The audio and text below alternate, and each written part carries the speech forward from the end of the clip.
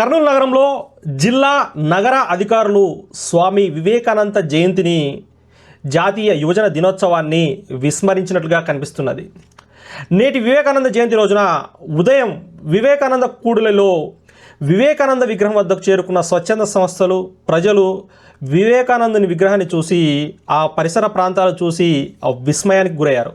గతంలో అక్కడ చేసే పుష్పాలంకరణ కావచ్చు, లేకుంటే ఇతర శుభ్రత కార్యక్రమాలు కావచ్చు, అవన్నీ కూడా ఏవి కనిపించట్లేదు. పూలదండలు వేయడానికి ఏర్పాటు చేసినటువంటి ఇనుప నిచ్చెన కూడా క్రింది భాగంలో విరిగిపోయి ఉండడం చూసి జనాలు కంగు తిన్నారు. పైకి వెళ్ళడానికి భయపడాల్సి వచ్చినటువంటి పరిస్థితి.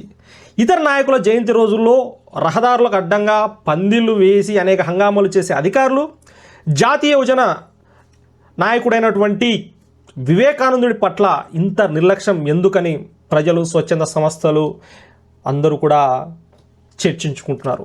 ఇలాంటి నిర్లక్ష్యాన్ని అధికారులు విడనాడాలని ప్రజలు కోరుకుంటున్నారు.